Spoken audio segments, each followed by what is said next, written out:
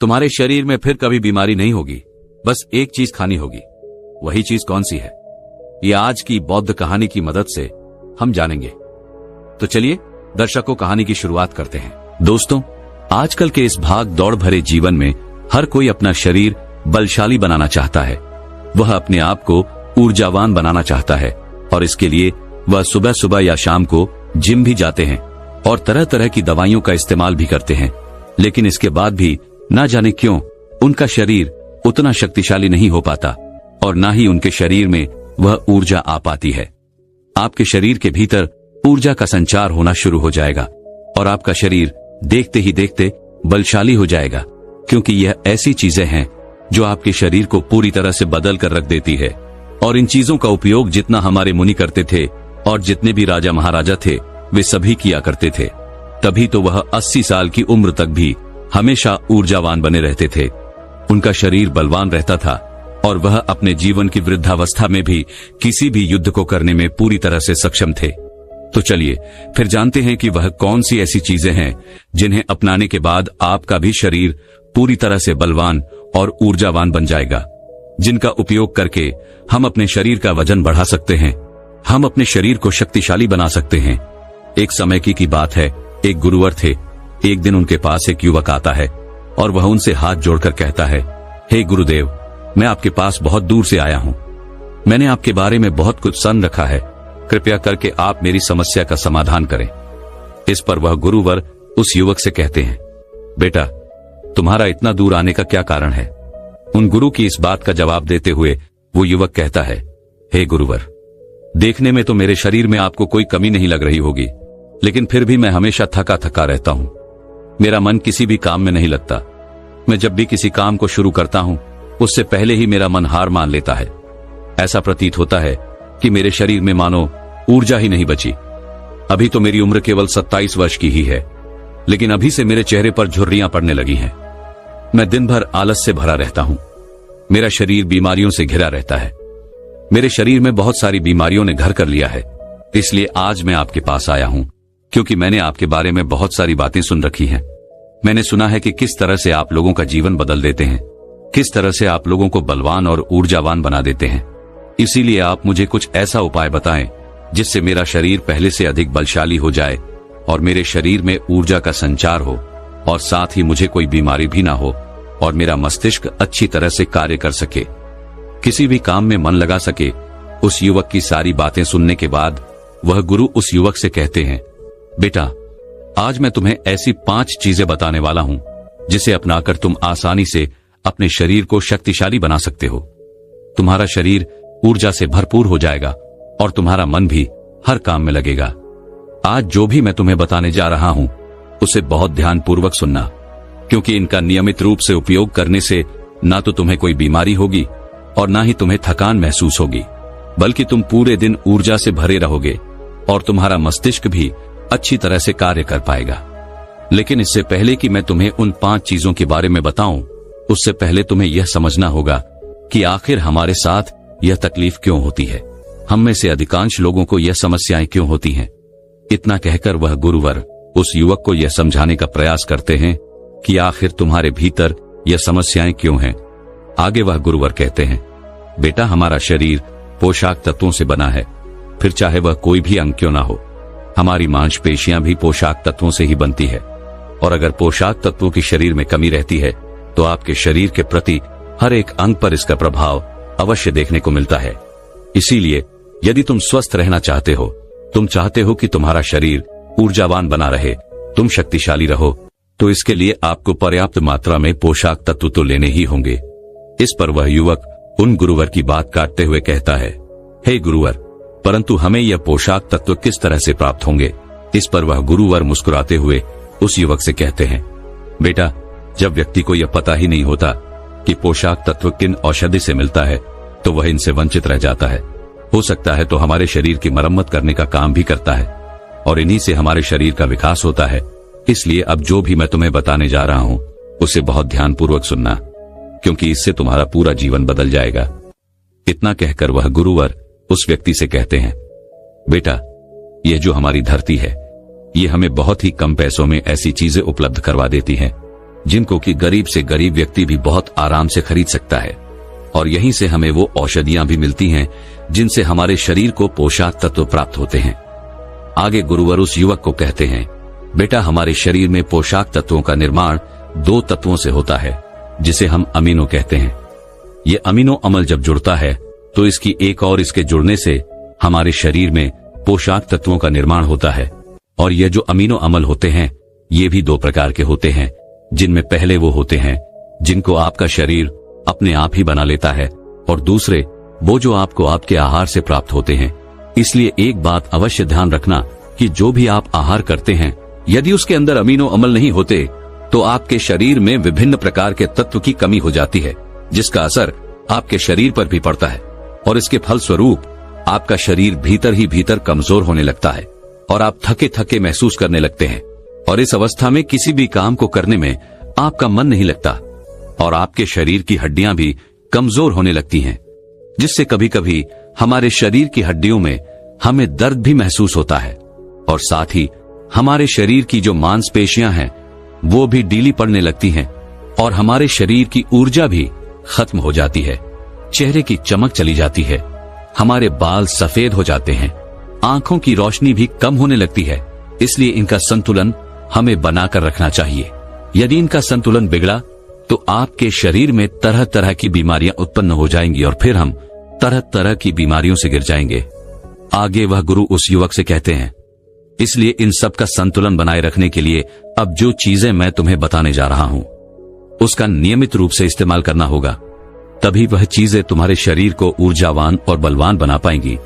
आगे वह गुरु उस युवक को पहली चीज बताते हुए कहते हैं, बेटा, आप चाहे कितना भी आहार क्यों ना खा लो, लेकिन आपको वो पोषक तत्व नहीं मिल पाएगा जो आपको पनीर से मिलता है।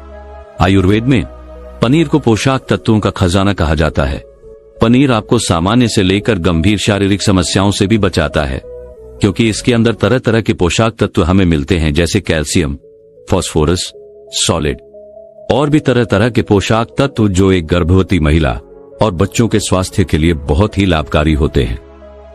पनीर में मौजूद विटामिन डी और कैल्शियम आपको कैंसर के खतरे से बचाते हैं और इसमें मौजूद कैल्शियम और फास्फोरस जिसकी मदद से आपकी हड्डियों को मजबूती मिलती है और साथ ही साथ पनीर खाने से दिल की बीमारियों से भी राहत मिलती है। इसमें पाए जाने वाला सेलेनियम नामक एंटीऑक्सीडेंट लंबे समय तक आपको जवान बनाए रखता है, आपको भीतर से पूरी तरह से स्वस्थ रखता है, जिससे आप ऊर्जावान बने रहते हैं और बीमार नहीं पड़ते। आगे वह गुरुवर उस व्यक्ति से कहते हैं, पनीर में मौजूद पोषक तत्व शरीर को न केवल ऊर्जा देते हैं बल्कि वह हमारे शरीर के मांसपेशियों के लिए भी बहुत महत्वपूर्ण होते हैं। यह आपकी मांसपेशियों को पहले से मजबूत बनाते हैं या उनकी मरम्मत करते हैं और साथ ही पोषक तत्व हमारे वजन को संतुलित रखने में भी हमारे लिए बहुत मददगार साबित होते हैं। इसलिए तुम्हें आज से ही रोजाना 100 ग्राम पनीर खाना चाहिए और 100 ग्राम पनीर के अंदर तुम्हें 20 ग्राम पोषक तत्व मिल ही जाएंगे। तुम चाहो तो पनीर को यूं ही कच्चा भी खा सकते हो या फिर तुम चाहो तो इसे गाय के घी में थोड़ा सा पकाकर इसका इस्तेमाल कर सकते हो या फिर तुम चाहो तो इसकी सब्जी बनाकर भी इसे उपयोग में ले सकते हो। आगे वह गुरुवर उस युवक से कहते हैं, बेटा, यदि तुम चाहो तो पनीर खुद घर पर ही बना सकते हो। इसके लिए तुम्हें एक बर्तन में थोड़ा सा दूध लेना होगा और उसे अच्छे से गर्म करना होगा। उसके बाद उसमें नींबू की 2-3 बूंदें डालकर कुछ देर के लिए उसे हल्की आंच पर पकाना होगा। यदि आप घर पर ही पनीर बनाएंगे और यह शुद्ध होगा तो यह आपके लिए और भी ज्यादा लाभदायक होगा, क्योंकि घर पर बनाया हुआ पनीर ताजा भी होता है और इसमें कोई मिलावट भी नहीं होती, जो आपके स्वास्थ्य के लिए बहुत ही लाभदायक होता है। आगे वह गुरुवर उस युवक को दूसरी चीज बताते हुए कहते हैं, सोयाबीन। सोयाबीन में कई प्रकार के अमीनो अम्ल भी पाए जाते हैं जो हमारी शरीर के मांसपेशियों और हड्डियों को स्वस्थ रखने में हमारी मदद करते हैं। सोयाबीन को फाइबर का बेहतरीन स्रोत माना जाता है। यदि आप सोयाबीन का केवल 1 कप इस्तेमाल करते हैं तो इसमें आपको करीब 10 ग्राम तक फाइबर मिल जाएगा, जो हमारे शरीर के लिए बहुत ही ज्यादा लाभदायक होता है। जो लोग शाकाहारी होते हैं उनके लिए सोयाबीन एक वरदान है, क्योंकि जो लोग मांस का प्रयोग करते हैं, जो लोग मांस का सेवन करते हैं, उन्हें उतना पोषक तत्व नहीं प्राप्त होता जितना कि एक शाकाहारी व्यक्ति को सोयाबीन का सेवन करने से होता है। सोयाबीन में हमें पोषक तत्व के साथ साथ आयरन भी पर्याप्त मात्रा में मिलता है, जिससे आपके शरीर के अंदर खून की कमी कभी नहीं होती। सोयाबीन फैट्स का बहुत ही बेहतरीन स्रोत है। इसमें जरूरी ओमेगा से ओमेगा 3 भी पाया जाता है। यह दिल की सेहत के लिए बहुत लाभकारी होता है और यह हमारे शरीर के भीतर कई सारी बीमारियों से लड़ता है और हमारे शरीर को हमेशा स्वस्थ रखने में हमारी मदद करता है। शरीर की दुर्बलता, बालों और त्वचा की तमाम समस्याओं को दूर करने के लिए सोयाबीन को बहुत कारगर माना गया है। इसका इस्तेमाल करने से आपका शरीर भी पहले से अधिक बलशाली होने लगेगा। सोयाबीन शरीर में नई कोशिकाओं को बनाता है और इसके साथ ही पुरानी कोशिकाओं की मरम्मत भी करता है।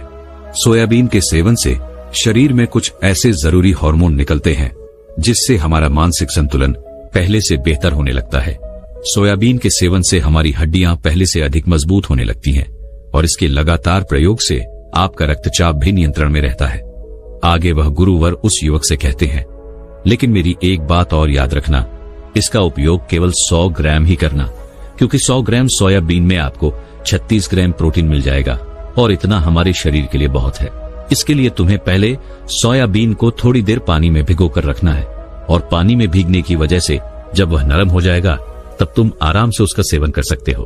आप चाहें तो इसे कच्चा भी खा सकते हैं या फिर इसकी सब्जी बनाकर भी आप इसका सेवन कर सकते हैं। आगे वह गुरुवर उस युवक को तीसरी चीज बताते हुए कहते हैं, अंकुरित दाल का प्रयोग करो। दाल में आपको हरी मोड़ की दाल, मोड़ के छिलके वाली दाल और चने की दाल का भी सेवन करना है। ये तीनों ही पोषक तत्वों का बहुत अच्छा स्रोत है।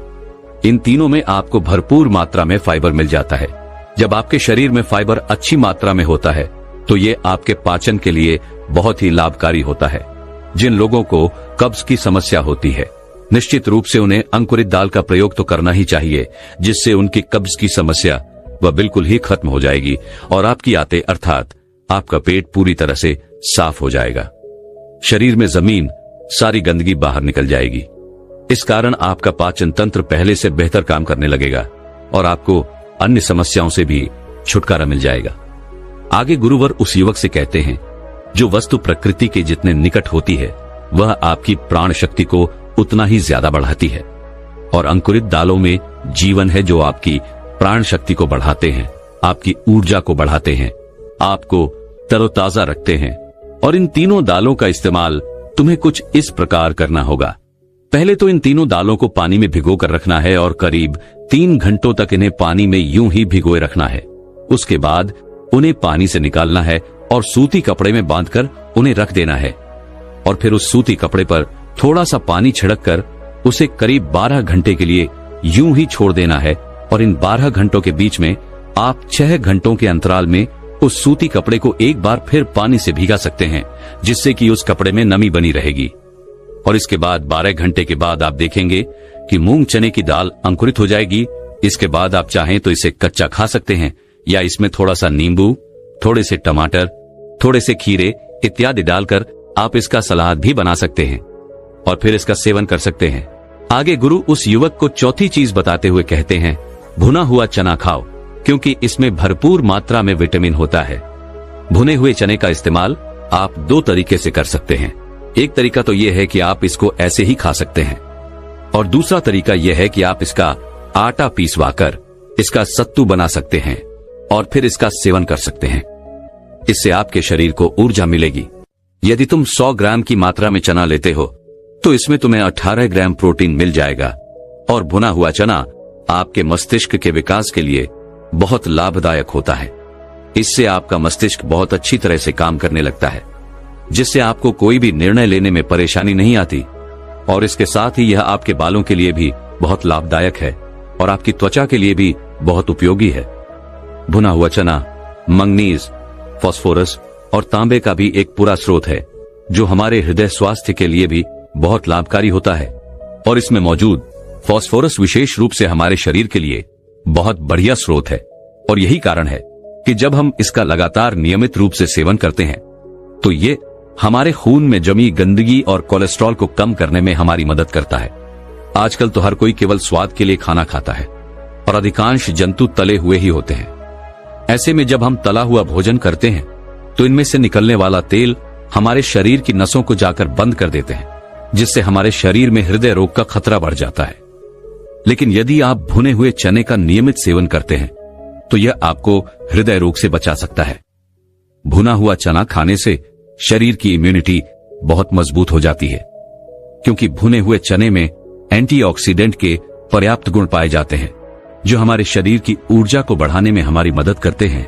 और जो लोग अपने शरीर का वजन कम करना चाहते हैं वे लोग भी भुने हुए चने का सेवन कर सकते हैं, क्योंकि इसमें भरपूर मात्रा में फाइबर पाया जाता है, जिससे हमारे शरीर का पाचन तंत्र ठीक हो जाता है और पहले से बेहतर काम करने लगता है। और साथ ही इसके सेवन से हमारे शरीर में ऊर्जा का प्रवाह भी होता है और हमारे शरीर में ऊर्जा बनी रहती है, जिससे हमें बार बार भूख नहीं लगती और हम लंबे समय तक किसी भी काम को करने में सक्षम हो पाते हैं। आगे वह गुरुवर उसी वक्त को पांचवी चीज बताते हुए कहते हैं, बेटा मूंगफली का सेवन करो। मूंगफली में सभी पॉस्चर तो मौजूद होते हैं जो हमारे शरीर के लिए जरूरी है। इसमें आयरन, कैल्शियम, विटामिन, जिंक पर्याप्त मात्रा में पाए जाते हैं और इसका सेवन करने से आप कई प्रकार की बीमारियों से बच सकते हैं। मूंगफली में मोनो अनसैचुरेटेड अम्ल पाया जाता है। यह हमारे शरीर से बैड कोलेस्ट्रॉल को घटाने में हमारी मदद करता है और साथ ही हमारे शरीर के अच्छे कोलेस्ट्रॉल को बढ़ाने में हमारी मदद भी करता है। यदि आप नियमित रूप से मूंगफली का सेवन करते हैं तो आपको हृदय रोग की समस्याएं न के बराबर देखने को मिलेंगी और साथ ही मूंगफली सर्दी जुकाम में भी बहुत राहत दिलाता है। यह हमारे शरीर को भीतर से गर्म रखने में हमारी मदद करता है। इसके रोजाना सेवन से फेफड़ों को मजबूती मिलती है और इस मौसम में, जबकि सर्दी का मौसम चल रहा है, तो ऐसे में हम खांसी जुकाम से बचना चाहते हैं तो नियमित रूप से यदि आप मूंगफली का सेवन करते हैं तो आपको सर्दी जुकाम में बहुत राहत मिलेगी। मूंगफली में भी भरपूर मात्रा में फाइबर और पोषक तत्व पाए जाते हैं, जिससे हमें भूख कम लगती है और यह हमारे वजन को भी नियंत्रित रखने में हमारी मदद करता है। और यदि आप चाहें तो इसका इस्तेमाल अपने वजन को कम करने में भी कर सकते हैं। मूंगफली में हमें मैंगनीज, कैल्शियम, कार्बोहाइड्रेट की भरपूर मात्रा मिल जाती है। इसके सेवन से हमारे शरीर का ब्लड शुगर कंट्रोल में रहता है।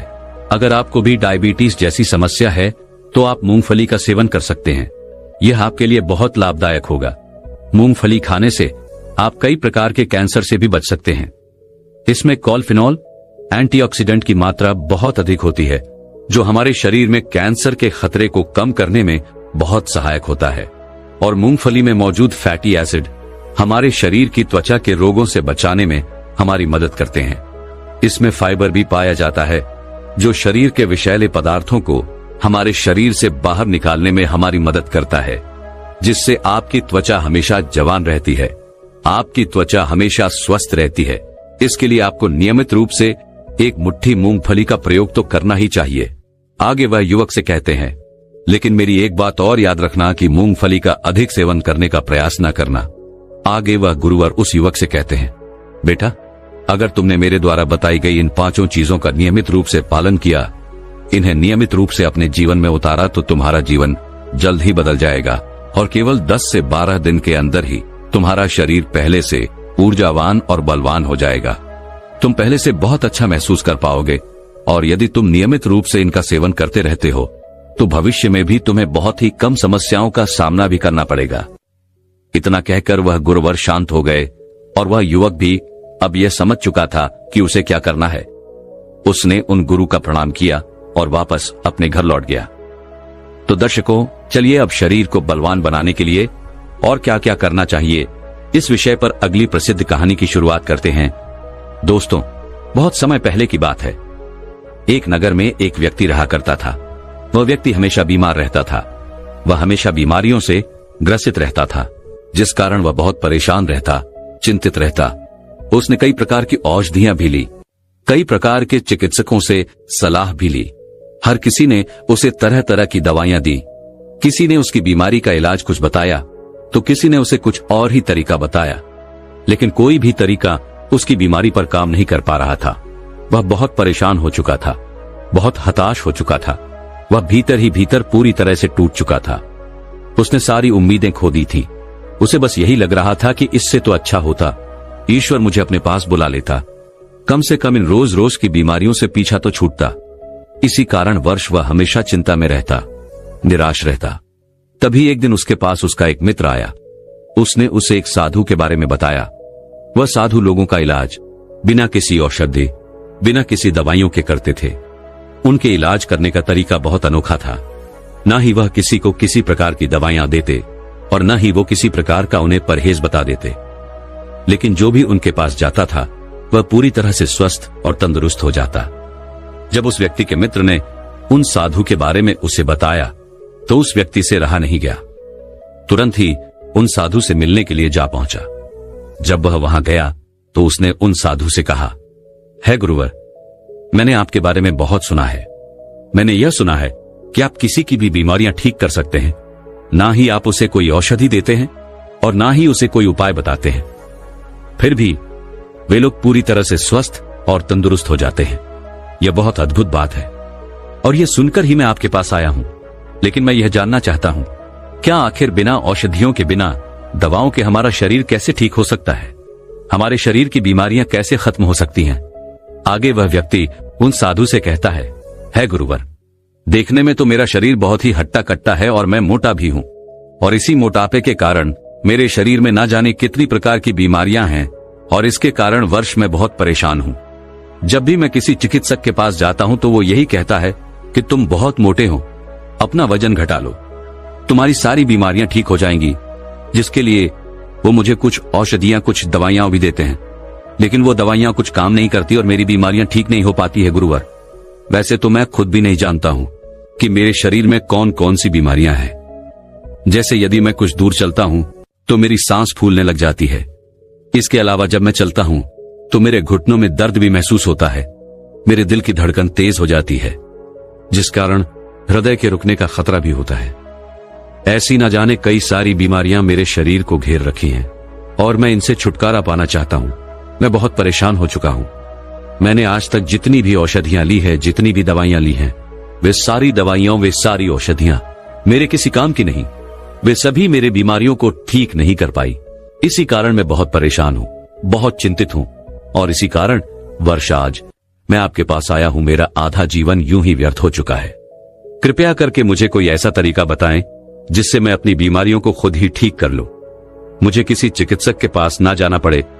इस पर वह साधु मुस्कुराने लगे और उस युवक से कहते हैं, क्या तुम्हें पूरा विश्वास है कि तुम अपने शरीर की बीमारियों को खुद ठीक कर सकते हो? क्योंकि यह विश्वास ही है जो तुम्हें तुम्हारी बीमारियों से मुक्त कर सकता है। जिन्हें खुद पर विश्वास होता है वे लोग अपने जीवन में कुछ भी हासिल कर लेते हैं। ठीक उसी प्रकार यह चीजों में खुद पर विश्वास होगा तो तुम अवश्य ही अपनी बीमारी को ठीक कर पाओगे। अन्यथा यदि तुम्हें खुद पर विश्वास ही नहीं तो तुम अपने जीवन में कभी कुछ नहीं पा सकते, और तो और ना ही तुम अपने बीमारियों का इलाज कर सकते हो। यदि तुम्हें खुद पर विश्वास है तभी मैं तुम्हें वह तरीके बता सकता हूं, अन्यथा तुम यहां से जा सकते हो। यह उपाय तुम्हारे किसी काम का नहीं, क्योंकि यदि तुम्हें खुद पर विश्वास न हुआ, तुम्हें यह तरीके बता भी दो, तब भी तुम अपने आप से अपनी बीमारियों को ठीक नहीं कर पाओगे। इसलिए मेरा यह तरीका तुम्हें बताना भी व्यर्थ हो जाएगा।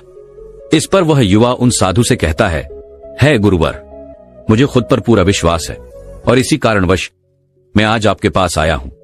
यदि आपको मुझ पर विश्वास नहीं है तो बताइए मुझे क्या करना होगा जिससे मैं आपको यह यकीन दिला सकूं कि मुझे खुद पर पूरा यकीन है, मुझे खुद पर पूरा विश्वास है कि मैं अपने खुद की बीमारियों को ठीक कर सकता हूं। इस पर वह गुरु उस युवक से कहते हैं, देखो, हमारा शरीर हमें संकेतों के माध्यम से यह समझाने का प्रयास करता है कि हमारे शरीर में क्या तकलीफें हैं और हमें उसे कैसे ठीक करना है, लेकिन हम कभी भी अपने शरीर के उन संकेतों को समझ नहीं पाते। हम उसे हमेशा नजरअंदाज कर देते हैं, जिस कारण ही हम अनेकों प्रकार की बीमारियों से ग्रसित हो जाते हैं और यह मायाजाल इसी तरह से चलता चला जाता है। इसलिए सबसे पहले तुम्हें अपने शरीर के संकेतों को समझना होगा, तभी तुम अपनी बीमारियों को समझ पाओगे और उनका इलाज भी कर पाओगे। और इसके लिए तुम्हें ध्यान करना होगा, क्योंकि ध्यान ही वह मार्ग है जिसे तुम अपने आप को समझ पाओगे, अपने शरीर के उन संकेतों को समझ पाओगे, अपने शरीर में होने वाले उन बदलाव को महसूस कर पाओगे। उसके बाद ही तुम्हें यह पता चल पाएगा कि तुम्हारे शरीर में क्या कमी है और किस कारण वर्ष तुम बीमारी से ग्रसित हो। और जब एक बार तुम अपने शरीर को समझने लगोगे, उसके द्वारा दिए गए उन संकेतों को समझने लगोगे, तो तुम खुद का इलाज शुरू कर पाओगे, अपने शरीर को उन बीमारियों से बचा सकोगे। इसलिए सबसे पहला और मुख्य बिंदु है ध्यान। ध्यान के द्वारा तुम अपने शरीर में संवेदनशीलता पैदा कर सकते हो, जिससे तुम अपने शरीर के संकेतों को समझ सको, जान सको, उन्हें पहचान सको।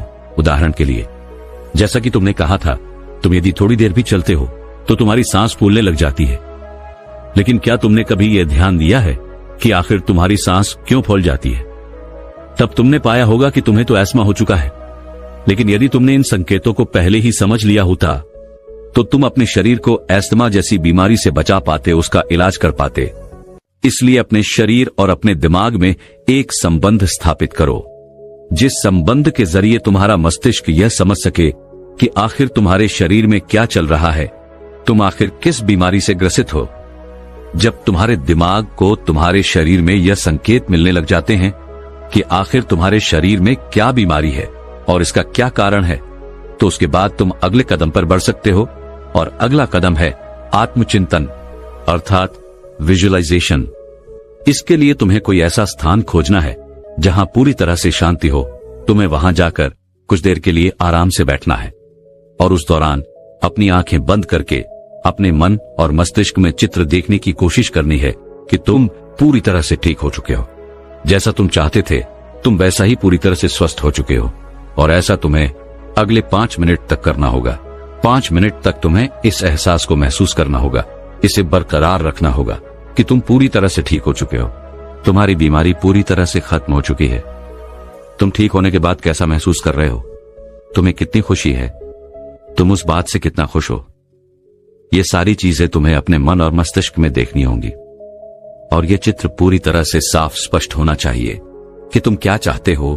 और इस तरीकों को अपनाने के लिए तुम किसी ऐसे संगीत का भी इस्तेमाल कर सकते हो जिसके जरिए तुम आसानी से आत्मचिंतन कर सको, जिससे तुम्हारा मन शांत हो जाए और तुम आत्मचिंतन में पूरी तरह से डूब सको। जितना साफ और जितने स्पष्ट आप चित्र देख सकेंगे, उतनी ही जल्दी आप अपनी बीमारियों को ठीक कर पाएंगे। जब भी हम किसी खेल के बारे में सोचते हैं तो हमारा मन आसानी से उसके चित्र बड़ी सरलता और साफ और स्पष्ट तौर पर बना पाता है।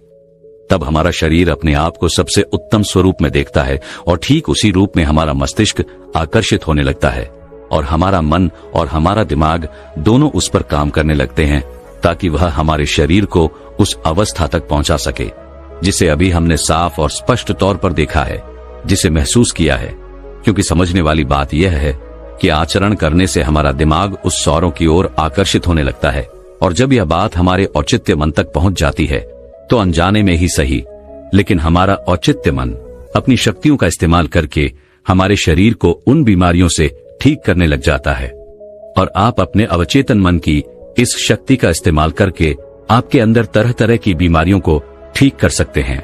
यदि आप अपना मोटापा घटाना चाहते हैं, आप अपने आप को स्वस्थ और सुडौल बनाना चाहते हैं, या फिर आपको अपनी खूबसूरती बढ़ानी है, आप अपने अनेकों प्रकार की बीमारियों को खुद ब खुद ठीक कर सकते हैं, और वह भी बिना किसी दवा और बिना किसी चिकित्सक के। हमारे दिमाग, हमारे अवचेतन मन में ब्रह्मांड की सारी शक्तियां उपलब्ध होती हैं, लेकिन हम उन शक्तियों को पहचान नहीं पाते, उन्हें जान नहीं पाते। उनका सही इस्तेमाल करना हमें नहीं पता, क्योंकि हमें उसे इस्तेमाल करने की उन प्रक्रिया के बारे में ठीक से नहीं पता कि हम किस तरह से उन शक्तियों का इस्तेमाल कर सकते हैं, कैसे उन्हें जागरूक कर सकते हैं। इसके लिए आपको आत्मचिंतन करना ही होगा।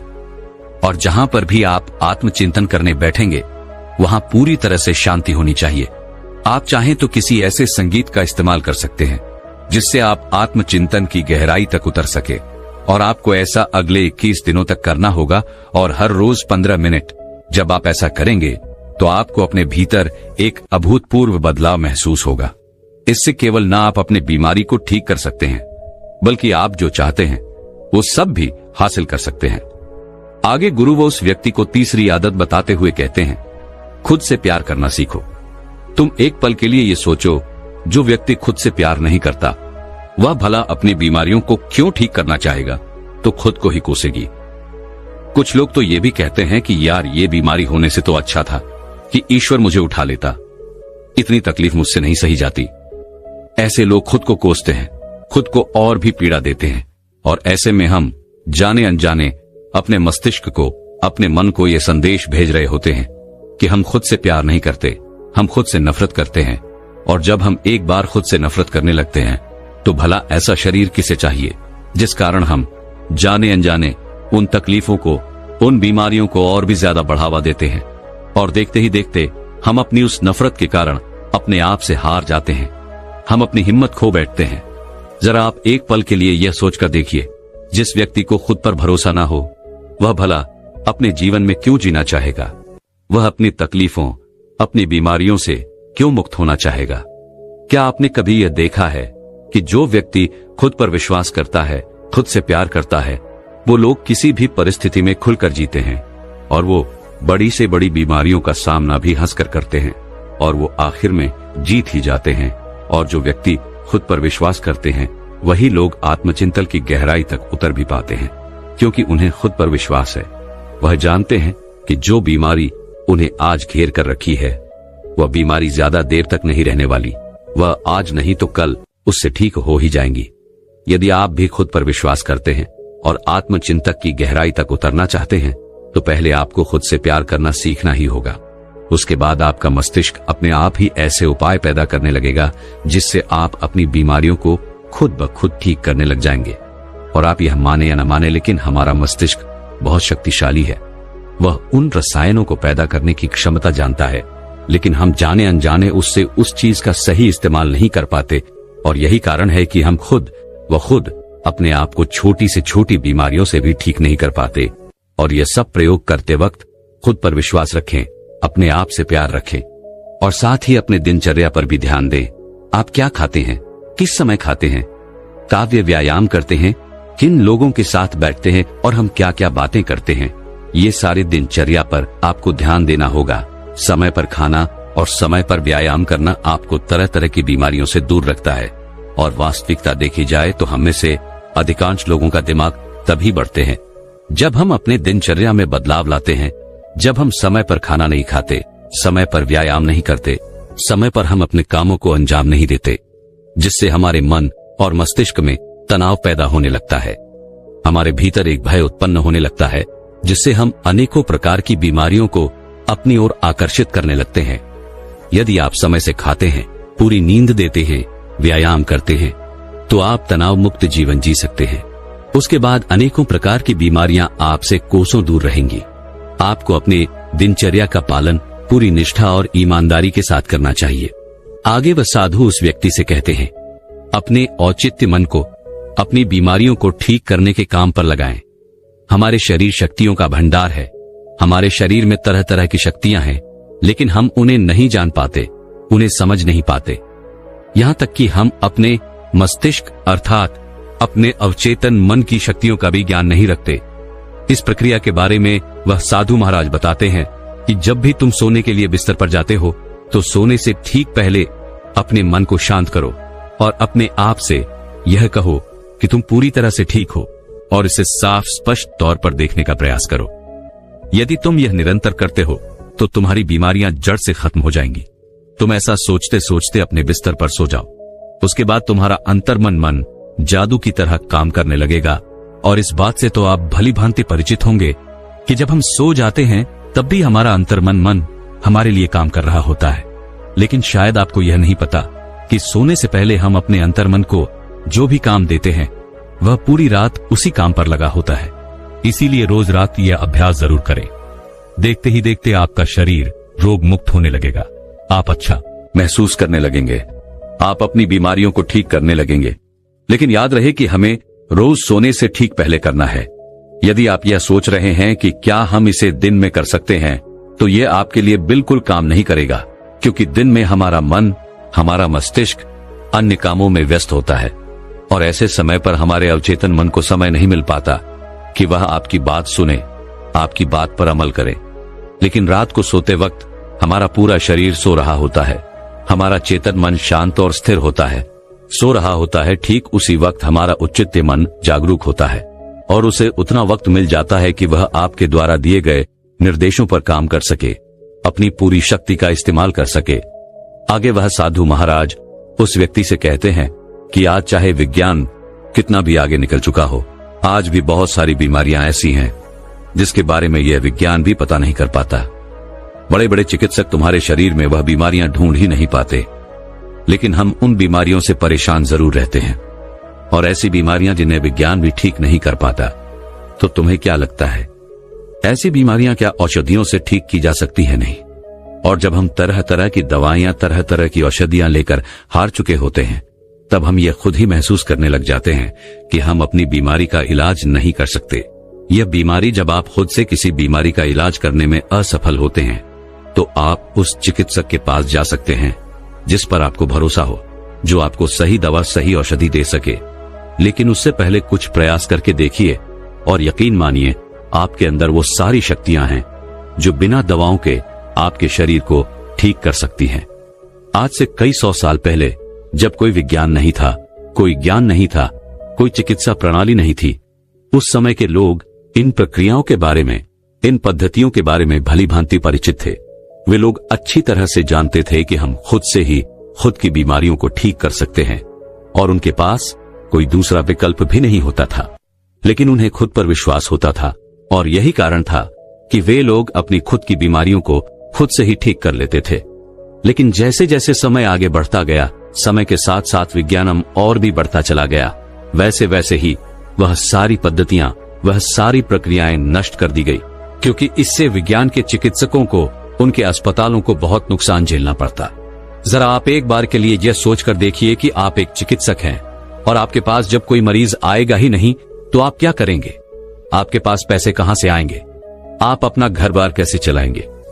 जिस कारण ये सारी पद्धतियां छुपा दी गई, लोगों को यह यकीन दिलाया गया कि आप खुद से खुद को ठीक नहीं कर सकते, और देखते ही देखते हम सब ने इन सब चीजों पर यकीन कर लिया।